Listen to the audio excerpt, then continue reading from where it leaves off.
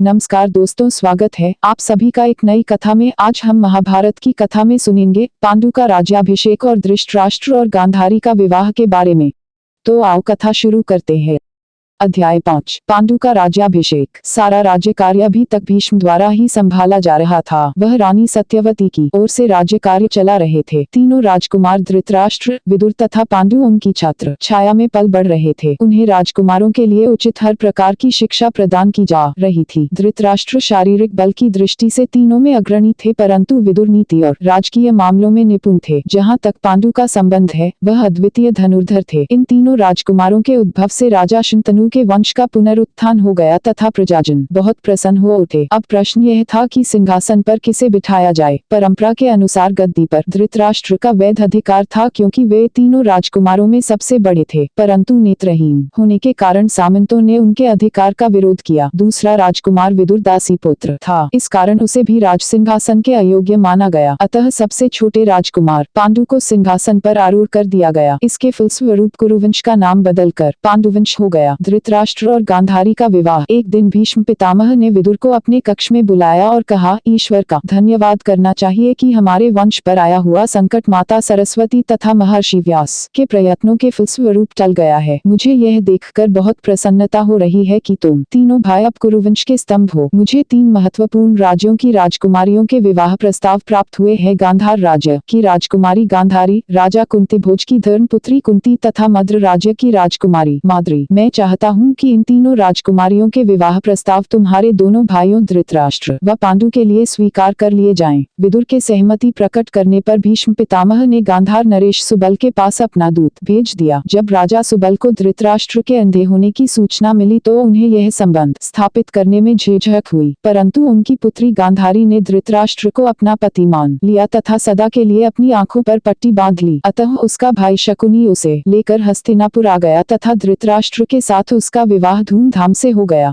कुंती का दिव्य मंत्र प्राप्त करना। श्री कृष्ण के दादा शूरसेन के राज्य की राजधानी अवंती वर्तमान उज्जैन नगर में थी। उनके एक फुफेरे भाई कुंतीभोज संतानहीन थे। राजा शूरसेन ने अपनी पहली संतान उन्हें देने का वचन दे रखा था। संयोगवश उनके यहाँ सबसे पहले एक पुत्री ने जन्म लिया, जिसका नाम पृथा रखा गया। अतः अपने वचन को निभाने के लिए उन्होंने वह पुत्री कुंतीभोज को दे दी। तत्पश्चात पृथा कुंती के नाम से ख्यात हो गई। समय पाकर कुंती अत्यंत रूपवान किशोरी के रूप में बड़ी हो गई। एक बार दुर्वासा मुनि राजा कुंतीभोज की राजधानी में पधारे। अपने पिता के आदेश का पालन करते हुए कुंती ने श्रद्धापूर्वक उनकी सेवा शुश्रूषा करके उन्हें प्रसन्न कर दिया। यद्यपि दुर्वासा मुनि बहुत शीघ्र क्रुद्ध हो उठते थे, तथापि उन्होंने कुंती को एक दिव्य मंत्र प्रदान कर दिया। इसका प्रयोग करके वह किसी भी देवता का आवाहन करके उससे पुत्र प्राप्त कर सकती थी तथा पुनः अपना कौमार्य भी प्राप्त कर सकती थी। जब दुर्वासा मुनि चले गए तो कुंती ने उनके दिए हुए मंत्र को परखने का निश्चय किया। अतः उसने सूर्यदेव का आवाहन किया। वे तत्काल उसके सामने प्रकट होकर बोले, तुमने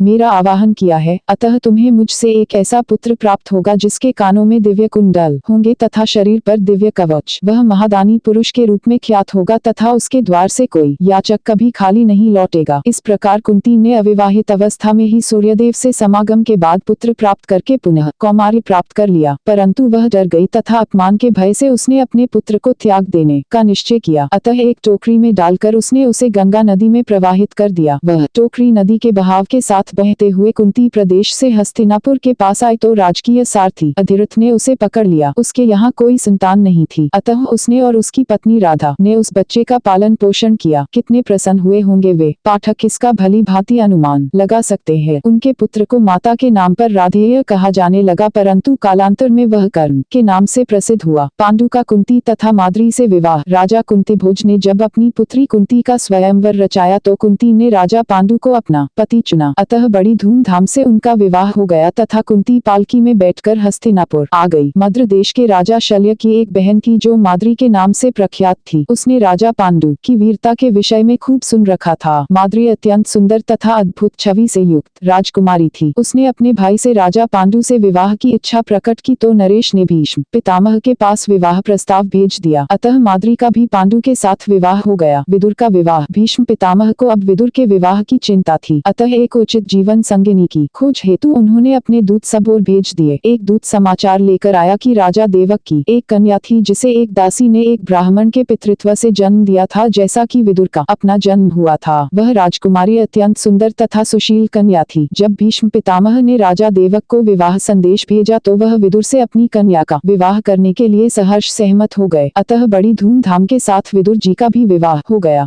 ये कथा सुनने के लिए आपका बहुत बहुत धन्यवाद। अगर कथा अच्छी लगी हो तो वीडियो को लाइक, शेयर और चैनल को सब्सक्राइब जरूर करें। कमेंट में राधे राधे जय श्री कृष्णा लिखना ना भूलें।